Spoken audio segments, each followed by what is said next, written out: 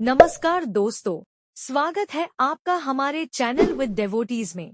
हम रोज कुछ न कुछ खाते हैं, लेकिन क्या आप जानते हैं हमारे खाने का तरीका और चीजों को मिलाने का तरीका हमारी सेहत पर गहरा असर डालता है। आयुर्वेद में विरुद्ध आहार का बहुत महत्व है। विरुद्ध आहार यानी वो चीजें जो एक साथ खाने से शरीर में विषैला प्रभाव पैदा करती हैं। आज हम जानेंगे आयुर्वेद के अनुसार वे कौन सी चीजें हैं जिन्हें एक साथ कभी नहीं खाना चाहिए। यह जानकारी चरक संहिता और सुश्रुत संहिता पर आधारित है। तो चलिए शुरू करते हैं। सबसे पहली और सबसे महत्वपूर्ण बात, आयुर्वेद के अनुसार हर खाद्य पदार्थ का अपना स्वाद होता है, अपनी ऊर्जा होती है, गर्मी या ठंडक देने वाला प्रभाव होता है। जब हम दो अलग अलग प्रकृति की चीजें मिलाते हैं तो वे आपस में लड़ने लगती हैं और हमारे पाचन तंत्र को नुकसान पहुंचाती हैं।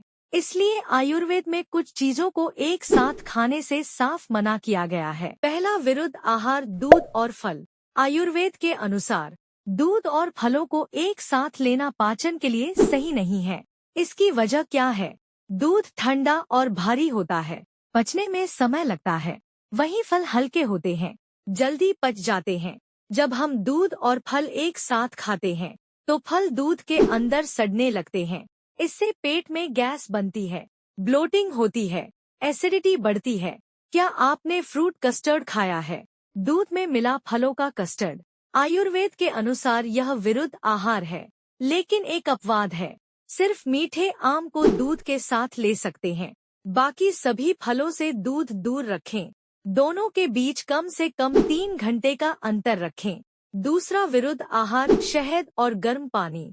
आयुर्वेद साफ कहता है शहद को कभी भी गर्म पानी या गर्म दूध के साथ नहीं लेना चाहिए। क्योंकि शहद को गर्म करने पर उसके अंदर मौजूद प्राकृतिक एंजाइम नष्ट हो जाते हैं और शहद शरीर के लिए जहर जैसा हो जाता है। वेट लॉस के लिए लोग नींबू और शहद गर्म पानी में मिलाकर पीते हैं। यह आयुर्वेद के अनुसार सही नहीं है। शहद को हमेशा ठंडे या गुनगुने पानी के साथ लें, गर्म पानी में कभी न डालें। तीसरा विरुद्ध आहार, दूध और मछली या चिकन। आयुर्वेद में दूध और मछली को एक साथ खाने से मना किया गया है। इसके पीछे क्या कारण है? दूध ठंडा होता है, भारी होता है, वहीं मछली गर्म और नमकीन होती है। ये दोनों एक दूसरे के बिल्कुल विपरीत हैं।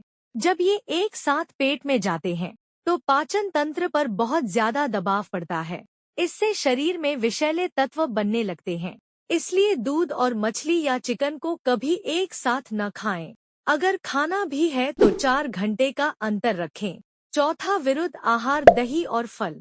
दही खट्टा होता है और फल मीठे होते हैं। जब ये एक साथ मिलते हैं तो पेट में गैस बनती है, एसिडिटी होती है। इसलिए फ्रूट योगर्ट खाने से बचें।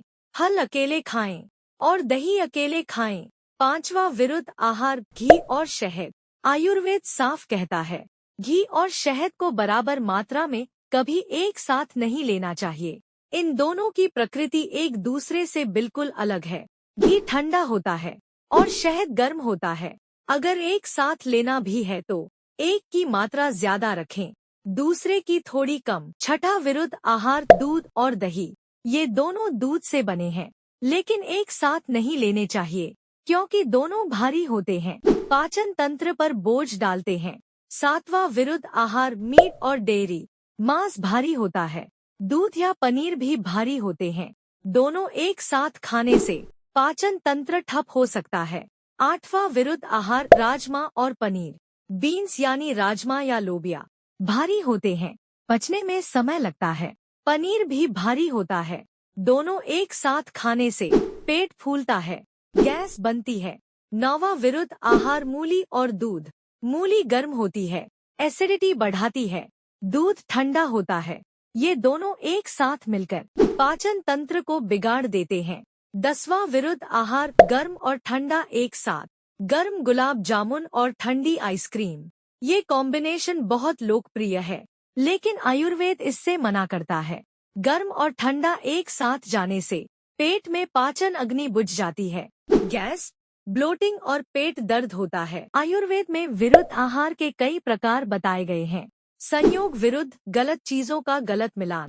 कर्म विरुद्ध गलत तरीके से पकाना, मात्रा विरुद्ध जरूरत से ज्यादा खाना, काल विरुद्ध गलत समय पर खाना, ये सभी हमारे शरीर में विष जैसा प्रभाव डालते हैं। विरुद्ध आहार के लगातार सेवन से पेट की बीमारियां होती हैं, त्वचा रोग होते हैं, एलर्जी होती है, कब्ज, एसिडिटी, गैस, ये सब होते हैं। महत्वपूर्ण चेतावनी, यह वीडियो आयुर्वेदिक ग्रंथों चरक संहिता और सुश्रुत संहिता पर आधारित है। यह कोई चिकित्सीय सलाह नहीं है।